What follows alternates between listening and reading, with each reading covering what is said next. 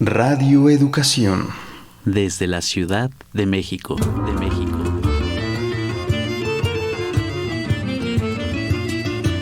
Somos paisaje interno. Somos paisaje interno. Somos paisaje interno. En constante proceso de transformación. Lo social nos condiciona. La emoción nos mueve. Y nuestra percepción crea la realidad.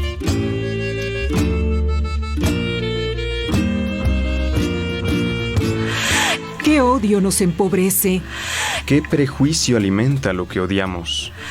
Mardonio Carballo.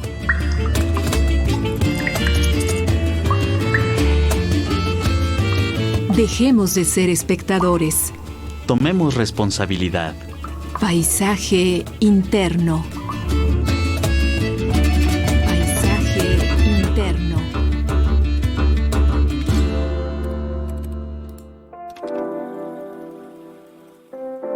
Cuando nos enamoramos, se activan 12 áreas cerebrales que permiten la liberación de sustancias químicas asociadas a la felicidad y al placer.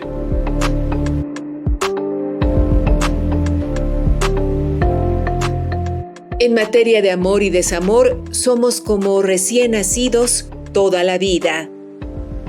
Eduardo Punset, escritor, político y divulgador científico español.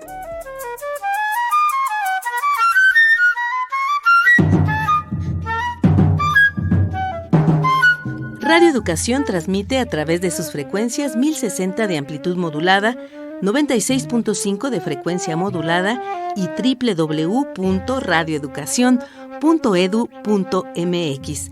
Nuestros números de contacto, vía telefónica 55 41 55 1060. Vía WhatsApp 55 12 33 29 15. Paisaje interno para el mundo. Usted que nos sintoniza, ¿ha escuchado decir que nos enamoramos con el cerebro y no con el corazón? Le invitamos a ser parte de esta emisión grabada de Somos Paisaje Interno, en la cual la música juega un papel esencial. Las canciones nos persiguen, van lado a lado contando nuestra historia. En el arte, el amor es quizá el tema más explorado. Y si hay un eje que guía la carrera musical de los Beatles, sin duda es el amor. Una de las canciones más versionadas de la banda británica es Something, compuesta en su totalidad por George Harrison en 1968 y de la que se dice es la última y más sublime canción de amor del legendario cuarteto. Todavía existe la duda si es que la musa inspiradora de tan bella pieza era la entonces esposa del Beatle místico, la modelo Pattie Boyd. Pero de lo que no nos cabe duda es que George en verdad estaba enamorado. Neurociencias de la Conducta por la UNAM, colaboradora del Laboratorio de Neurocognición de la Facultad de Psicología de la UNAM y profesora a nivel licenciatura. Ella es divulgadora de la psicología, así como de la salud mental. Frine, qué gusto tenerte de nueva cuenta en este espacio. Bienvenida, muy buenas tardes. Muy buenas tardes, mucho gusto de estar con ustedes de nuevo y con un tema tan interesante. Sin duda lo es, Frine. ¿Desde cuándo y por qué razones las neurociencias se han interesado por el amor? Probablemente el amor es el constructo más estudiado desde casi cualquier lugar o más mirado casi desde cualquier disciplina. Lo que sabemos es un sentimiento universal. Sin embargo, las neurociencias casi siempre empiezan estudios a veces no de forma directa. Las neurociencias lo han mirado, por ejemplo, haciendo similitudes entre cómo el enamoramiento se parece a tener una adicción, por ejemplo. Lo ha mirado también desde qué pasa cuando siendo muy pequeños no generamos estos lazos de amor, de apego con nuestra familia, qué efectos tiene con estas personas a largo plazo. Y gracias a eso hemos descubierto que hay áreas del cerebro, vías cerebrales relacionadas con el fenómeno del amor y bueno, también con el fenómeno del desamor. Esa es como la forma en la que nos hemos acercado. Desde las neurociencias, ¿qué pasa cuando nos enamoramos? Incluso leíamos para esta entrevista una investigación o varias investigaciones, Frine, donde se asegura que nos enamoramos con el cerebro y no con el corazón. Así es. Tal vez después de este día podamos decirle a nuestro ser amado, te amo con todo el cerebro. El cerebro es el regulador de los químicos que son los que nos llevan a este estado de enamoramiento. Me gustaría en principio definir el amor, porque es un constructo sumamente complicado, tal vez para desde ahí ir con la gente. El amor es una fuerte inclinación emocional hacia una persona, y aquí quiero ser muy clara, que en principio debería ser yo mismo, y en un sentido más amplio los otros. Y en esos otros también puede haber actividades o cosas. Uno puede sentir amor no solamente por una pareja, también por uno mismo y también por actividades, porque a veces nos enfocamos mucho en la parte más revolucionada del amor, ¿no? Pero el amor se expresa de muchas, muchas formas. Entonces, eso es el amor y es una emoción muy poderosa.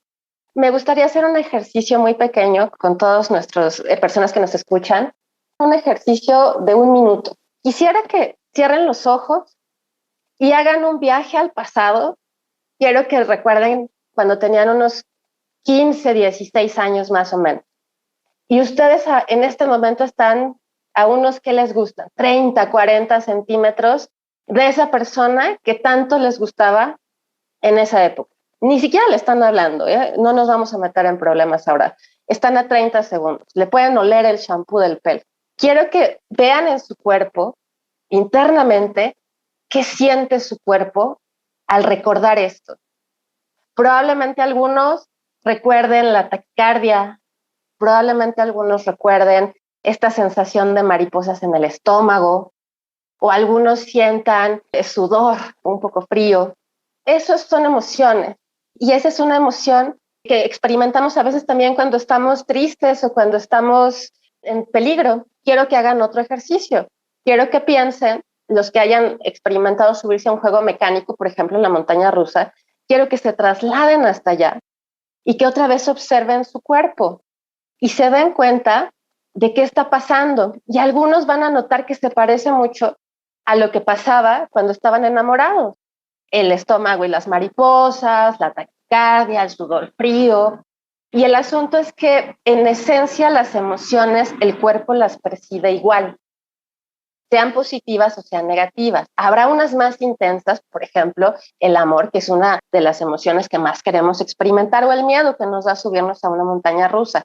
Pero las emociones, en principio, biológicamente son bastante parecidas. En el caso del amor y lo que pasa cuando nos enamoramos, es la explicación neurofisiológica de lo que les acabo de decir. Lo que ustedes sienten ahí es una emoción, que por qué le dicen amor en algunas ocasiones y a veces le llaman ansiedad o a veces le llaman miedo.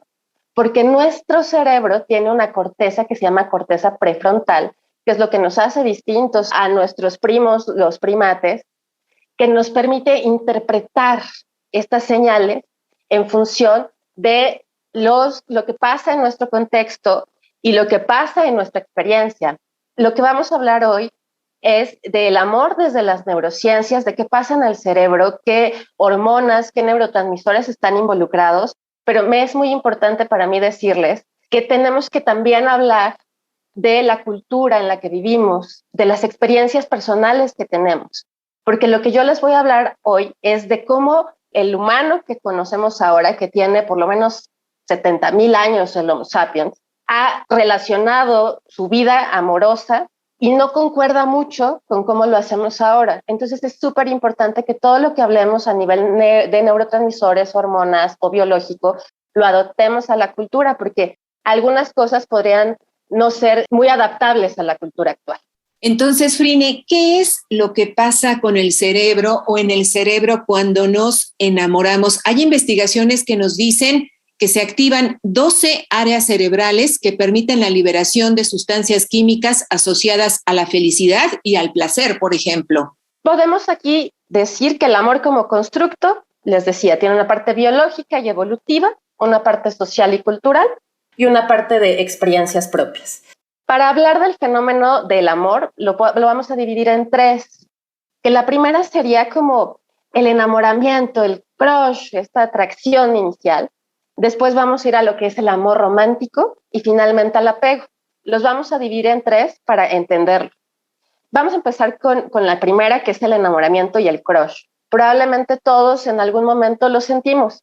Y básicamente el enamoramiento o el crush tiene que ver con una atracción sexual, una atracción que tiene que ver con la reproducción. Tiene mucho que ver con la activación biológica de los estrógenos y de la testosterona. Es lo que llamamos el deseo.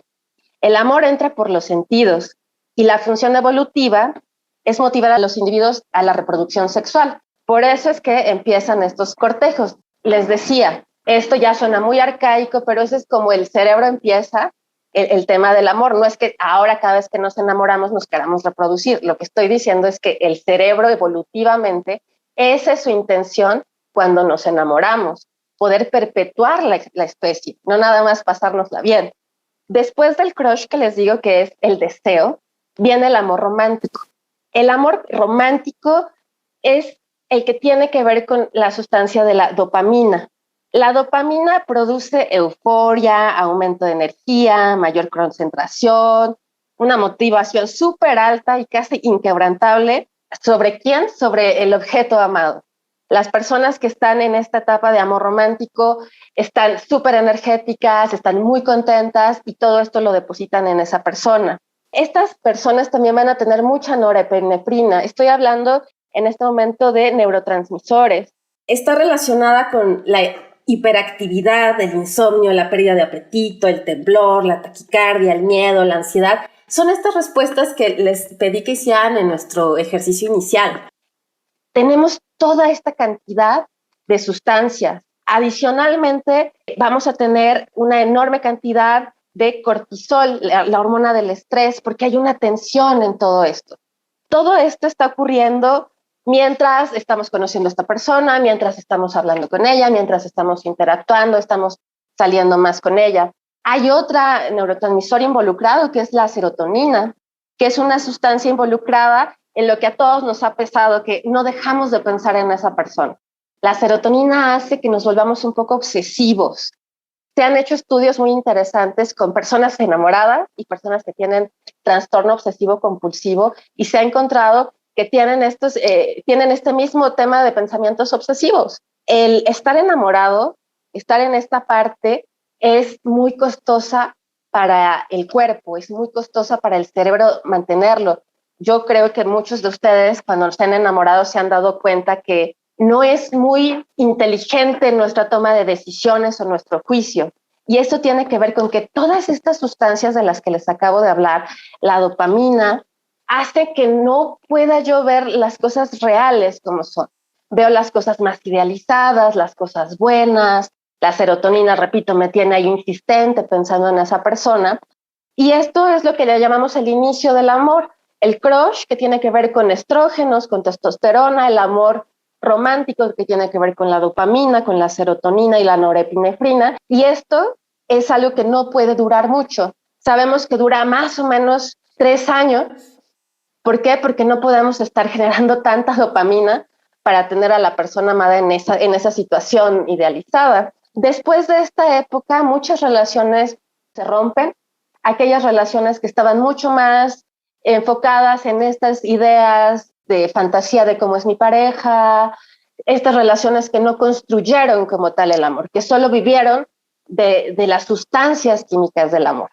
Para que el amor se pueda llevar a largo plazo necesita ocurrir el apego, que es mucho más calmo y evolutivamente está desarrollado para que nuestros antepasados tuvieran el tiempo suficiente de reproducirse y cuidar a los niños en su infancia. Recordemos que los humanos, los primeros años, 2, 3, somos muy inútiles, no podemos hacer nada. Así que se requería de que este apego se mantuviera mucho más tiempo para que mamá y papá se quedaran a cuidar a la criatura. Y hablando de este amor que es el apego, tiene que ver otra vez con otra sustancia que se llama la oxitocina. La oxitocina es una sustancia que se segrega en el acto sexual y hace que nos apeguemos a esa persona, pero también la oxitocina se segrega, por ejemplo, a la hora del parto, se segrega cuando estamos amamantando a nuestro bebé y es una hormona que hace que nos apeguemos a esa persona, que querramos estar con ella. Entonces, básicamente, de forma muy simple, esto es lo que pasa en nuestro cerebro. Estas son las sustancias que están involucradas cuando nos enamoramos y luego cuando estamos en este amor más estable que llamamos apego. Frine, ¿qué papel juega el aspecto social, el aspecto cultural dentro de las distintas etapas que has descrito sobre el amor? Les decía que es sumamente importante porque tal vez muchas personas digan, pero ¿qué está diciendo? ¿No? ¿Cómo que todo es sexual y todo son hormonas y neurotransmisores y todo tiene que ver con la reproducción y con tener hijos? ¿Qué hay de las personas que no tienen hijos? ¿O qué hay de las personas con una preferencia sexual con su mismo sexo? O sea, ¿qué pasa con todo esto? Justo lo que les decía al inicio, el amor es un constructo que sí tiene un correlato biológico y evolutivo, que su objetivo es mantener a la especie y mantenerla estable, pero también no podemos hacernos ciegos a que la cultura modifica las formas en las que vemos las relaciones afectivas de pareja. Y mucho más importante, como mi experiencia propia con el amor con mis padres, el amor hacia mí mismo, me ha marcado esto. Hay momentos de desarrollo críticos en la cultura. Probablemente en los últimos años sea mucho más fácil mirarlos. Hay una enorme diferencia en la forma en la que las chicas que hoy tienen 20 años ven el amor, a como lo veían sus mamás, a como lo veían sus abuelitas. Y es sumamente importante ser respetuosos en el momento cultural en el que cada persona está. También es importante decir que este fenómeno del amor es sumamente más intenso cuando somos jóvenes que cuando somos más grandes. En la adolescencia, que hay este boom de hormonas, que el cerebro todavía no está tan maduro, probablemente es cuando sentimos mucho más el tema del enamoramiento loco y despreocupado. Cuando somos más grandes, gracias a la experiencia que nos da haber tenido relaciones, somos mucho más estables y además decía, la carga de dopamina es menos cuando más grandes somos. En cuanto a la cultura, depende mucho, por ejemplo, de dónde naces, depende mucho de la formación que te dan tus padres. Ser mexicano, por ejemplo, es muy distinto a como mi abuelita veía las películas de Pedro Infante, a la escolaridad que de pronto ya tenemos ahora. La idea es ser respetuoso con cada etapa y ser abierto a la posibilidad de experimentar más amor, porque siempre podemos experimentar más amor. Siempre podemos experimentar más amor. Sin duda. ¿Puedes explicarnos esta idea, por favor, Frine? Sí, les decía que si bien hoy estamos hablando mucho de este amor, de pareja, el amor es eso, es una inclinación emocional sumamente poderosa que debería empezar en mí. Si yo no soy capaz de amarme a mí, de ponerme atención a mí, de darme cosas positivas, será muy difícil que yo pueda amar a otra persona de entrada. De ahí empiezan muchos de los problemas de dependencia emocional, por ejemplo. Como yo no soy capaz de hacerme cargo de mí mismo, de atender mi autoestima, mi autoconfianza, mi autoseguridad, parece ser que es más fácil ir a hacerlo con otros, ¿sabes? Es decir, yo te voy a decir a ti que eres lindo, que eres guapo, que eres importante, que eres interesante, pero voy a esperar que me des como lo mismo. Y generalmente esto no pasa. Entonces, es sumamente importante empezar con el amor con nosotros mismos. Y esto empieza desde que somos pequeños. Es muy importante las primeras etapas de la vida estar rodeados de ambientes positivos y amorosos. Yo les comentaba en la tercera parte del amor, que es el apego, está la oxitocina, que es una hormona que segregamos cuando damos a luz, cuando amamantamos a un bebé. Este cuidado, esta contención, este cargar a este nene está haciendo que se sienta amado. Este es el primer lazo de amor que tenemos los humanos. Y es crítico, es muy importante lo que estoy diciendo, es crítico que durante la infancia y la niñez y la prepubertad, los niños estén en ambientes positivos, donde se les diga que son valiosos, que son importantes y que son especiales. Porque si no, va a haber dificultades, más que culturales, interpersonales y también biológicas para experimentar el amor. Las personas que durante épocas de niñez críticas no experimentaron amor, será muy difícil que en etapas adultas lo experimenten de una forma plena. Eso sí es un hecho. Pero cuando yo digo que siempre podemos experimentar amor, a lo que me refiero es que siempre podemos hacer cosas por nosotros, siempre podemos hacer cosas por los demás. También hay el amor altruista, que es hacer cosas por los demás. A veces cuando yo le hago una sopita de pollo a alguien que está enfermo, también experimento amor. No podemos quedarnos en términos reduccionistas de la pareja y la reproducción. Por supuesto, Frine, las distintas formas de amor, justamente por esto que nos has dicho, como el amor filial o el amor materno o el amor que nos genera la amistad hacia alguien, también activan áreas cerebrales que nos hacen sentir placer, ¿es correcto? Totalmente. Probablemente el amor en pareja, ¿no? El que tiene que ver con el afecto, la sexualidad, es el más poderoso. Tal vez eso sí, pero todos los otros tipos de amores también están asociados con el sistema de recompensa, que tiene que ver con la dopamina. No sé si ustedes lo han mirado o lo han revisado en sus familias. Los niños se ríen más, se divierten más, parecen siempre estar más contentos que las personas más grandes. Y les decía, tiene que ver con estos niveles de dopamina. Mientras más jóvenes somos, tenemos más niveles de dopamina. Mientras más grandes somos, tenemos menos niveles de dopamina. Por eso es que el primer amor, dicen por ahí, que no se olvida. Por eso es que yo les pedí que hicieran una regresión en el tiempo cuando tenían 15, 16 años, porque esos son los efectos más fuertes que uno puede tener del amor. Porque por un lado apenas estamos teniendo experiencias, todo es súper nuevo, al mismo tiempo las hormonas apenas están empezando a tener su efecto real, y al mismo tiempo nuestra corteza frontal, que les decía al inicio, es lo que nos permite tomar decisiones, nos permite inhibir impulsos, no está tan bien formada, entonces literalmente nos vamos como con todo. De hecho, en este momento a veces tenemos en terapia, consulta a chicos, a chicas que han tenido algunos problemas porque son muy insistentes, porque están queriendo que el ser amado les corresponda, y tiene que ver con inexperiencias. En este caso, un poco lo fuerte que se siente el amor tiene que ver con la cantidad de neurotransmisores que tenemos, y esto sí tiene que ver con la edad. Mientras más jóvenes, mucho más fuerte se va a sentir que mientras más grandes. Pero ¿cómo compensamos esto? Lo compensamos de forma racional. Siendo más grandes le damos más valor a las cosas, le podemos encontrar más aristas a las situaciones. Cuando somos más jóvenes necesitamos más la recompensa. Ahora bien, Frine, esto no significa que las personas adultas mayores no puedan enamorarse, no puedan experimentar amor.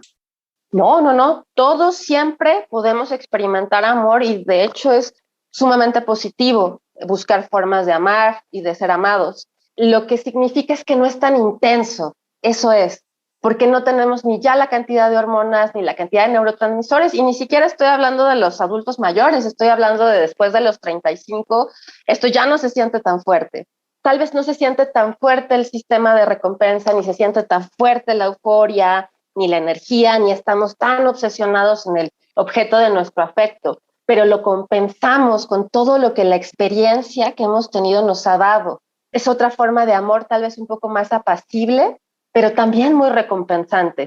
La experiencia es entonces un factor que también juega a la hora de amar, de enamorarnos de alguien, de algo o incluso de nosotros mismos, Frine.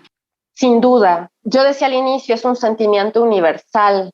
Sin embargo, les repetía, si en etapas primarias de mi vida no estuve en ambientes donde hubo apego, donde hubo cuidado, donde hubo atención, donde hubo contención emocional, es muy difícil que yo lo aprenda en otro lado. Son cosas que se aprenden. Los humanos, repito, nacemos absolutamente inútiles para la subsistencia. Por eso el apego hace que nuestros padres se queden mucho tiempo juntos para cuidarnos. Necesitamos muchas ayudas, necesitamos muchos apoyos y necesitamos que nos enseñen cosas. Este es uno de los enormes problemas que tenemos con el amor y las relaciones románticas.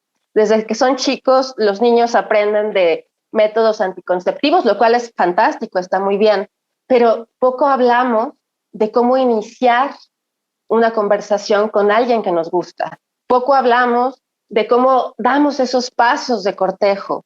Poco hablamos de cuáles son los límites que tenemos que seguir.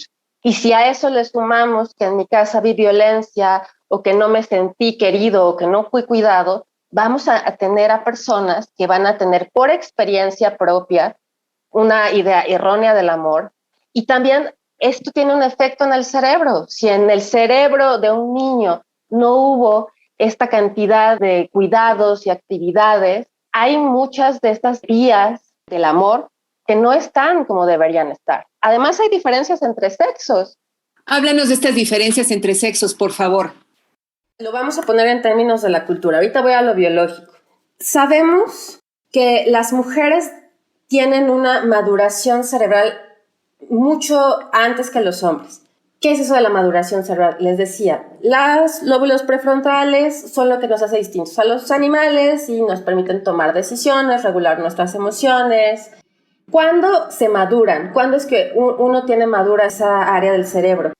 Parece ser que después de los 21 o 22 años las mujeres ya tienen madura esa área, pero parece ser que los hombres lo tendrán hasta los 26, 27. Entonces, de entrada hay un problema en el que las mujeres son un poco más racionales respecto a temas amorosos que los hombres por un tema de maduración.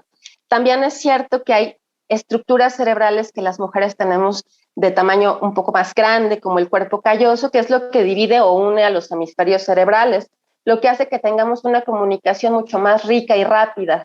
Tenemos además una área tegmental ventral mucho más grande que los hombres. El área tegmental ventral es lo que le llamamos un área muy importante del sistema de recompensa. Aquí viene toda la dopamina.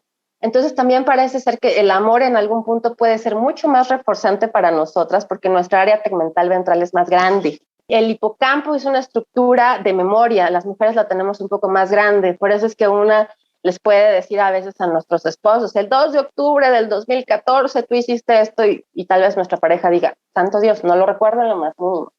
Tenemos estas diferencias que a veces cuando nos emparejamos hacen que sea complicado. Los hombres, por otro lado, tienen la amígdala más grande. La amígdala es una estructura relacionada con las emociones, lo que en conjunto con la testosterona hace que sean un poco más violentos, que sean un poco más agresivos. Entonces, estas diferencias hacen que en esta pareja heterosexual haya estas diferencias, por ejemplo.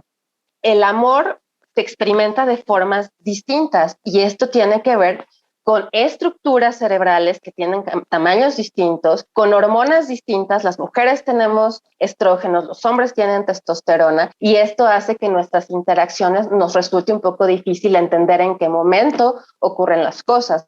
Parece ser que la testosterona hace que para los hombres el amor sea un poco más rápido en el sentido de que la dopamina se va a segregar más rápido y en las mujeres será un poco más lento, por ejemplo. Esta es una emisión grabada de Somos Paisaje Interno. El tema de este día, ¿qué nos pasa cuando nos enamoramos? Nuestra invitada es la doctora Frine Torres Trejo. Ella es especialista en neurociencias de la conducta por la UNAM, colaboradora del Laboratorio de Neurocognición de la Facultad de Psicología de la UNAM y profesora a nivel licenciatura, divulgadora de la psicología, así como de la salud mental. Si quiere comunicarse con el equipo de esta serie, le pedimos que envíe un mensaje a nuestras redes sociales. Nos encuentra como Somos Paisaje Interno. Mi nombre es José Ramón García. Me dedico al arte escénico de tiempo completo desde hace aproximadamente 7 años, gracias a la agrupación de teatro Perro Liebre de Morelia, Michoacán. ¿De dónde surge el proyecto del amor en los tiempos del COVID? Creo que surge como una válvula de escape. Pienso que en situaciones adversas algunas personas meditan, otras hacen yoga, escalan montañas, se toman unos tragos, leen o ven películas. Nosotros, con mi pareja, artistas escénicos, lo que tenemos a mano es la creación de escenarios. Y una de las técnicas que amamos del teatro es el clown. Y es que nuestra vida como pareja es así, como una obra de payasos. A los dos nos encanta el drama, somos muy intensos y emocionalmente muy comprometidos. Pero también tenemos esa cosa extraña, maravillosa diría yo, que da el clown, que es esa manera cómica de meterse en problemas o de salir de ellos, esa forma agridulce de estar, de ser, incluso de sufrir, porque el payaso sufre mucho, Y es ese sufrimiento compartido el que maravillosamente a través de la risa logra limpiarnos, purificarnos. Y bueno, si hablamos de manera estricta, el proyecto surge en respuesta a una convocatoria del FONCA como apoyo a los artistas mexicanos durante un periodo de contingencia. Pero la realidad es que pudimos haber realizado este proyecto sobre cualquier tema, ya que teníamos completa libertad. Pero es que simplemente era imposible. Los problemas de pareja durante la pandemia fue algo que empezamos a leer en las noticias, a ver en las redes sociales, en los memes, en las conversaciones de familia, y de pronto ya estaban ahí, frente a nosotros, o sobre nosotros, asfixiándonos.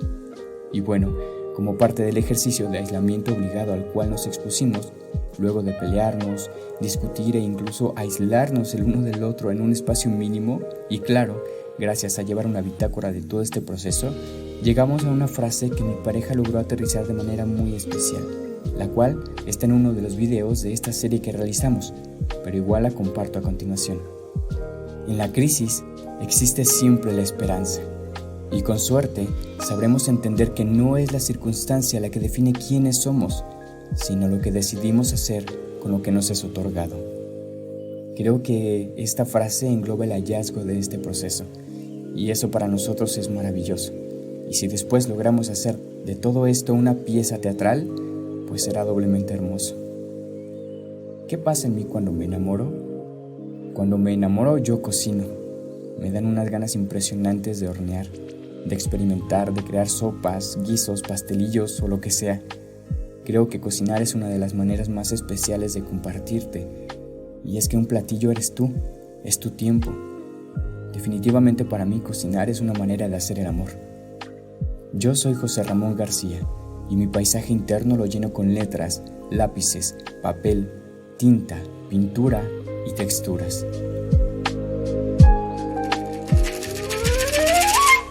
Tu participación enriquece nuestra experiencia. Nuestros medios de contacto son el 55 41 55 10 60 o 55 12 33 29 15. A través de nuestras redes sociales estamos en Paisaje Interno y en Radio Educación.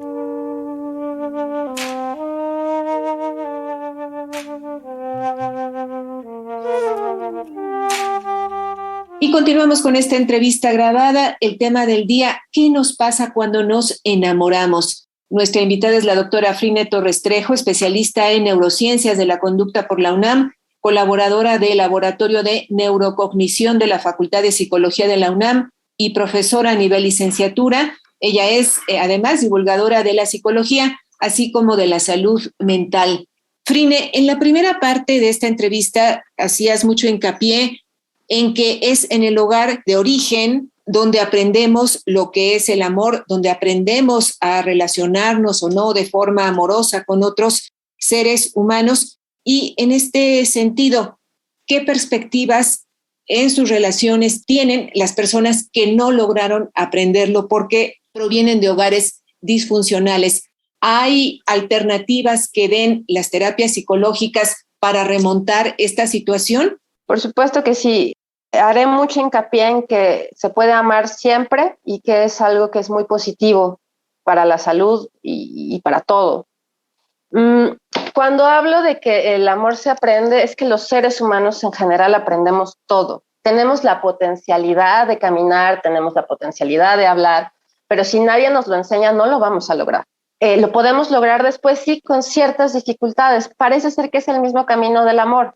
Si no lo aprendí en etapas críticas de formación, es muy probable que en el futuro tenga dificultades, pero no significa que esas dificultades no las pueda subsanar. El asunto es hacernos consciente de esas dificultades. Por ejemplo, hay una estructura que se llama el cíngulo, que cuando recién nacemos y por ahí de los 8 a los 12 años, tiene unos puntos críticos. Ahí hay neurotransmisores espejo. ¿Qué significa eso? Nos permiten tener empatía. Si veo a alguien llorar, generalmente nadie se va a reír o nadie va a hacer un comentario negativo. Si estas personas en épocas críticas de la formación no recibieron empatía, los dejaron llorando, no los cuidaron, van a generar muy pocas de estas neuronas en espejo Y como van a generar muy pocas de estas neuronas en espejo, les será muy difícil ser empáticos después. Pero la empatía es algo que se puede aprender. Si las personas encuentran que tienen dificultades para relacionarse, pueden buscar ayuda, por supuesto que sí, porque hay reglas del juego, era un poco lo que les decía. No nos las explican mucho, nos explican cosas más biológicas y de la reproducción, pero no nos explican exactamente cómo relacionarnos con el otro, cuál es el límite. Y como cuando estamos enamorados, estamos llenos de, les digo, serotonina que nos hace obsesionarnos con esa persona, de dopamina que nos tiene absolutamente alterados de la conciencia y queremos estar con esa persona todo el tiempo. Entonces nos nubla un poco el juicio y podemos ser a veces un poco violentos o torpes en los acercamientos.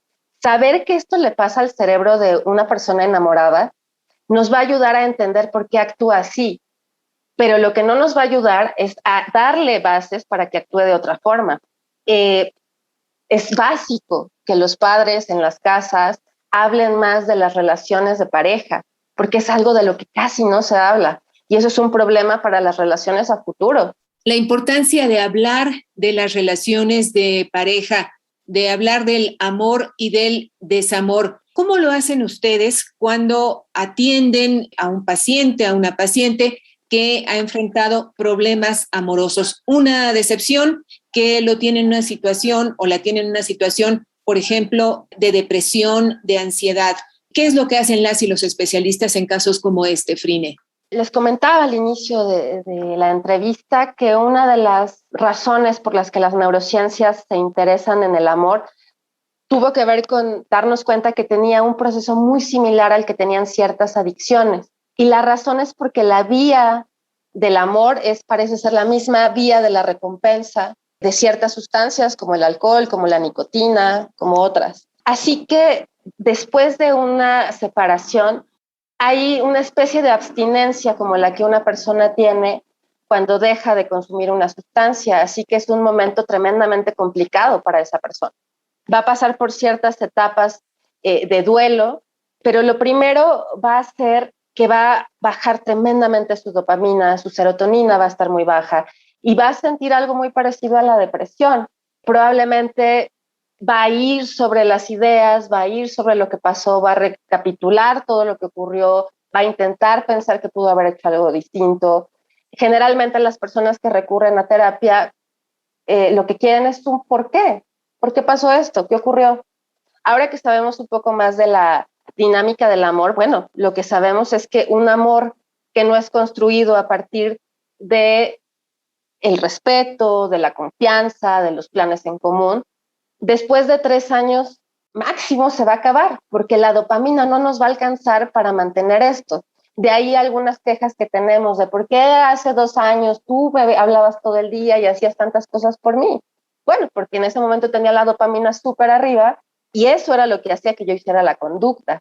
Pero si no estrechamos lazos, esto se va a terminar.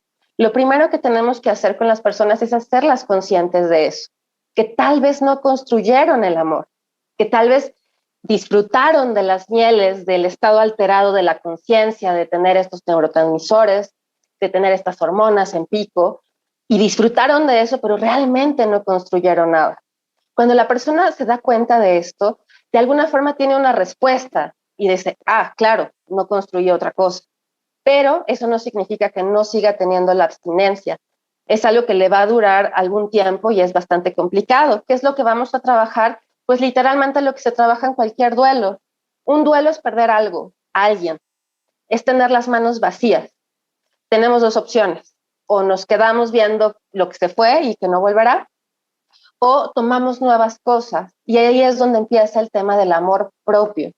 Una persona que está sufriendo terriblemente en desamor porque solo está utilizando el sistema de recompensa es una persona que en general no tiene una buena autoestima, no tiene una buena autoconfianza y tenemos que trabajar en el amor de sí para sí.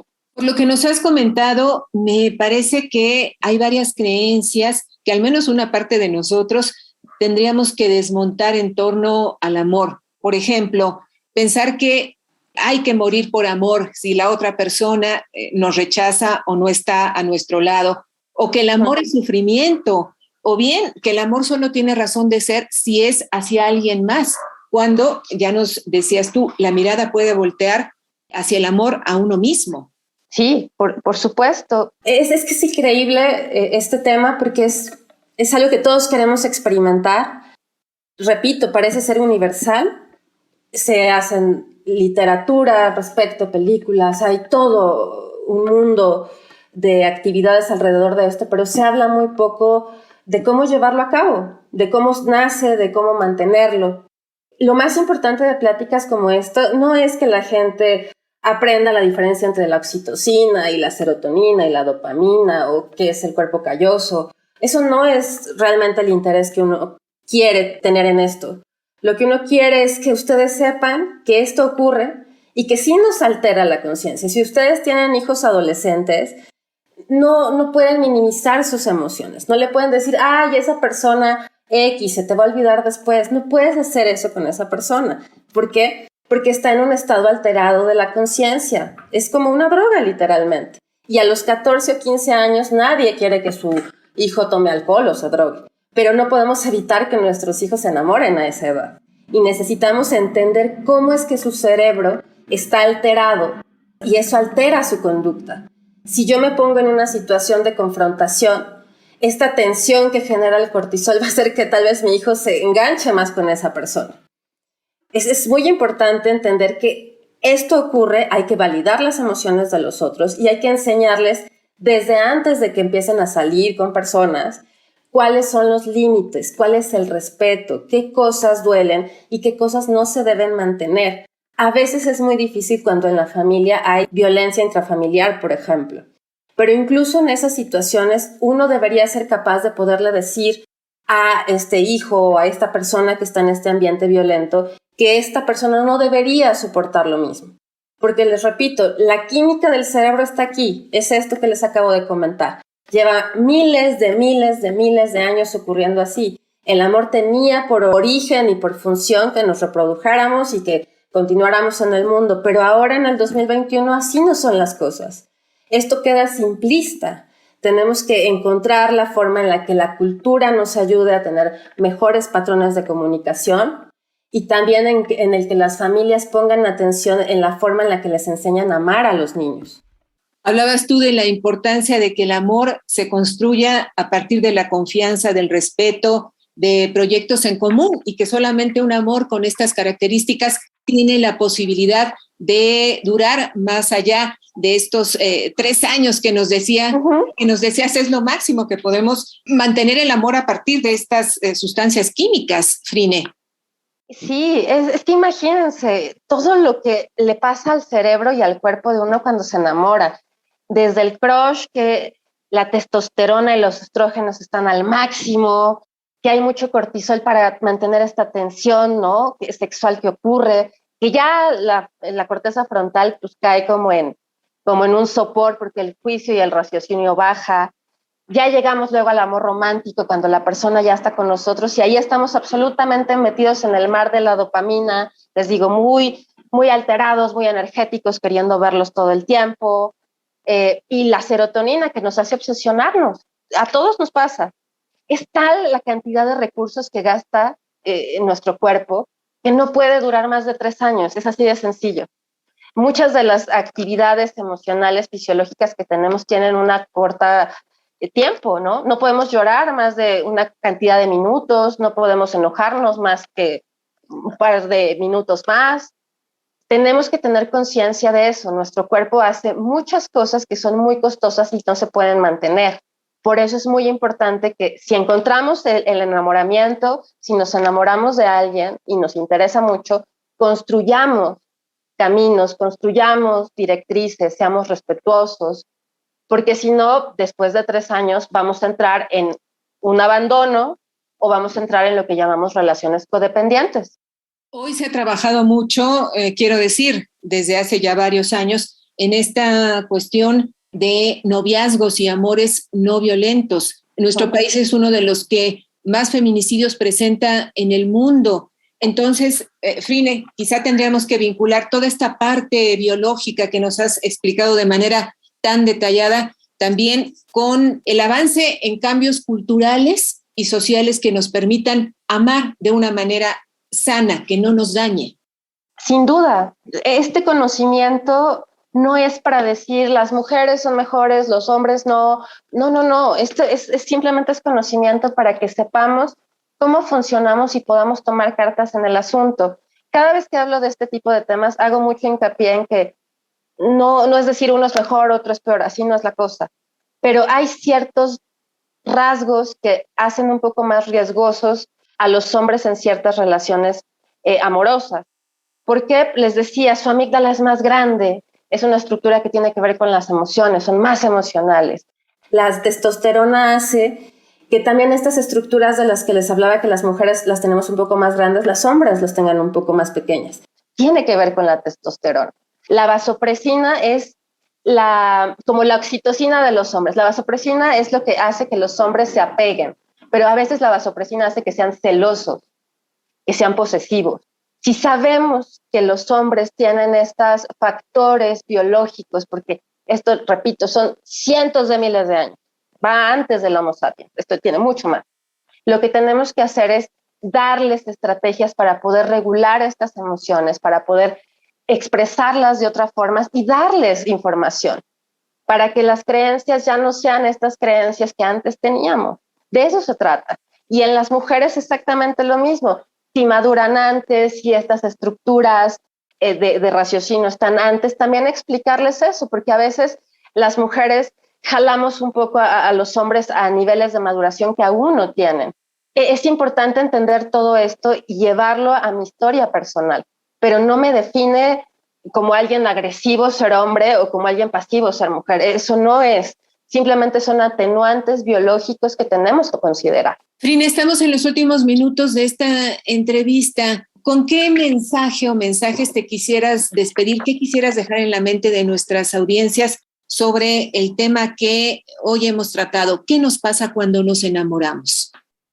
Lo primero que quisiera decir es muchas gracias por el espacio, por hablar de un tema tan importante, por darme la posibilidad de llevarlo también a lo cultural y a la experiencia propia. Espero que todos los que lo hayan escuchado hayan podido entender por qué les pasaron ciertas cosas y también que sean empáticos cuando vean que a personas más jóvenes les pasa.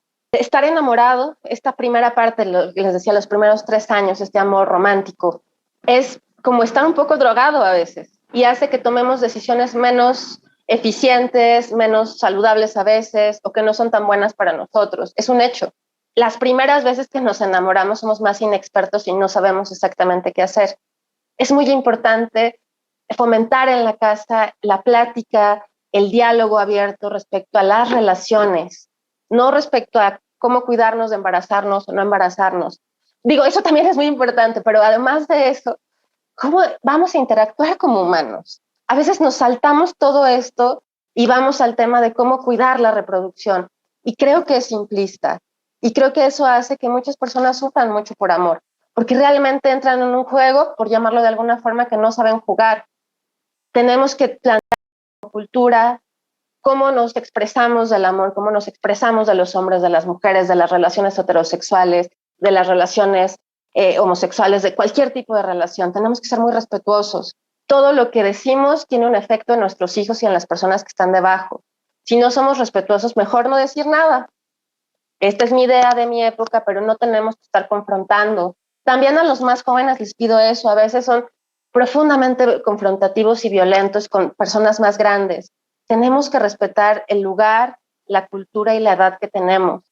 No se trata de aceptar cosas, se trata simplemente de ser respetuosos. Y finalmente, las personas que tienen dificultades para relacionarse afectivamente, la psicología, la psicoterapia particularmente, es la rama de ayuda con quien ustedes pueden ir. No necesitan tantas sesiones como creerían para cambiar conductas que les van a hacer mejores hermanos, amigos, mejores personas con ustedes mismas. Y por último, las personas que tengan problemas de autoestima, de autoseguridad, de autoconfianza, antes de entrar en una relación de pareja o en una relación amorosa, convendría muchísimo que primero trabajen con su amor a sí mismos, porque es absolutamente imposible amar a alguien si no se tiene primero el amor hacia uno mismo. Frine, ¿cuáles son esos signos de alerta? Hay los conceptos de auto, los escuchan mucho de la parte de los psicólogos, autoestima, autoseguridad, autoconfianza, automonitoreo es literalmente lo que significa es de mí para mí. Y son conceptos que no se pueden trabajar directamente. No te puedes decir, yo me quiero mucho y ya está, ¿no? O yo soy muy bonito y ya está. La autoestima, la autoconfianza, la autoseguridad, todos estos autos se trabajan de forma práctica. ¿Cómo los trabajo? Levantándome en un horario correcto, bañándome, haciendo actividades, comiendo bien, no teniendo actitudes negativas con los demás, teniendo planes, teniendo un equilibrio de vida. Los autos literalmente es salud, es estar bien nosotros mismos. Si nosotros no estamos bien en nuestra seguridad, si no somos capaces de cuidarnos, si nos descuidamos a la menor provocación, generalmente vamos a tener enfrente de nosotros dos opciones. Hacerlo yo es cansado. Levantarnos temprano, hacer actividades, ejercicio, comer, llevarme bien con la gente es súper cansado y a veces no nos reforzamos como querríamos. Parece ser que mientras más jóvenes también es cierto, es más fácil mirar en una posibilidad de pareja a alguien que me diga eso, que soy linda, que soy importante, que padre que esté, y le paso a esa persona este poder sobre mí, el poder de hacerme sentir bien, el poder de hacerme sentir valiosa. Si yo le doy ese poder a alguien más, me voy a hacer dependiente de esa persona. Y no importa si me dedica 10 minutos al día o 23 horas, 55 minutos al día, no va a ser suficiente. Y cada vez que esa persona quiera hacer otra cosa, yo me voy a sentir profundamente mal porque estaré sintiendo que se está llevando mis recursos, que se está llevando un recurso que es para mí.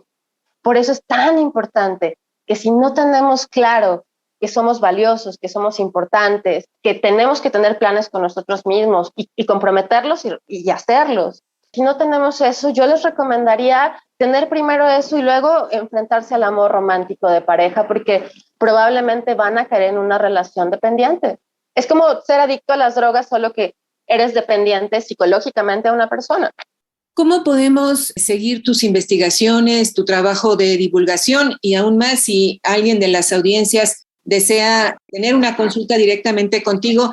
¿Cómo hacerlo, doctora Frine Torres Trejo? Si ustedes me buscan en Google como Frine Torres Trejo, van a encontrar mis publicaciones en varias bases, van a encontrar un par de páginas en las cuales me pueden seguir. Es la forma en la que pueden comunicarse conmigo.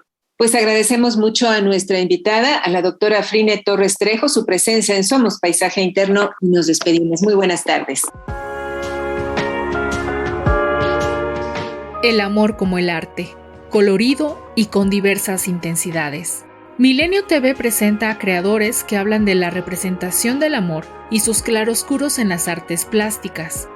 Conoce las propuestas de pintoras y pintores como Susana Salas, Mario Martín del Campo y Fernando Garrido. Busca en la web El amor visto por el arte, conducido por Abelina Lesper. Imagínate entrar a una sala de exposición y encontrar en las paredes dos relojes perfectamente sincronizados en la misma hora. ¿Qué nos quieren decir? La obra Perfect Lovers, realizada por el artista conceptual Félix González Torres, hace alusión a una relación de amor entre dos personas que viven el sentimiento con la misma intensidad.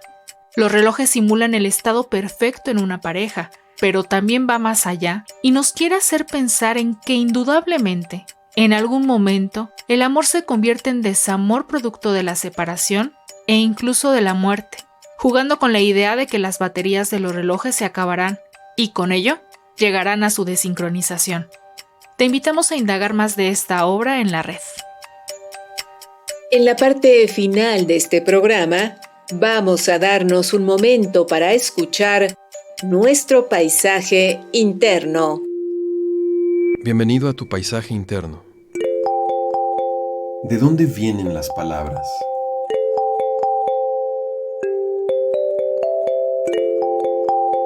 Este es un sueño que me contaron. Tal vez un sueño que viene de ese lugar desde donde vienen los sueños que tienen algo que enseñarnos.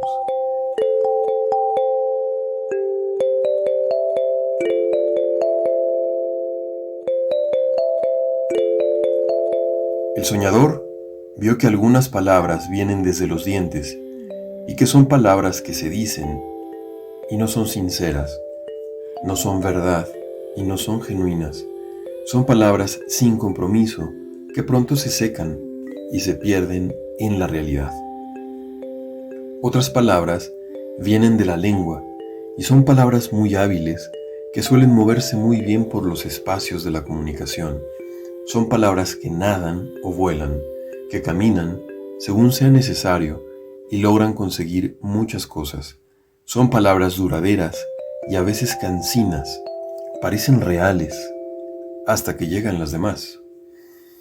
Una clase más de palabras son menos abundantes y menos garigoleadas, pero son poderosas, tangibles y se sienten de inmediato genuinas. Son palabras que brotan desde el corazón, que brotan desde el sentido profundo y contundente para quien las expresa y para quien las escucha. Hay otras más que tratan de nombrar lo que no tiene palabra. Son palabras que desaparecen en el misterio para dejarnos ver cómo sumergirnos en él. Nos dejan ver que hay espejos en las miradas, hogueras en el corazón y manantial en lo dicho. ¿Las conocías? ¿Te reconoces? Soy Bruno Díaz, psicólogo. Para preguntas, cursos y consultas, envíame un WhatsApp al 55 29 52 08 24 o búscame en Facebook en Los Parajes del Alma o en Poética Terapéutica. Participamos en este programa nuestros entrevistados Frine Torres Trejo y José Ramón García, el psicólogo Bruno Díaz y el equipo de producción de esta serie, Marlene Reyes, Daniel García, Eliud Hernández, Edith Díaz, Ana Leticia Vargas y en la producción Guadalupe Sánchez López. Hasta la semana entrante y, por favor, destinemos un tiempo a cultivar nuestro paisaje interno. Paisaje interno. Construyendo redes. Transmitimos desde la Ciudad de México por las frecuencias de Radio Educación para el Mundo. Transmitimos para el mundo.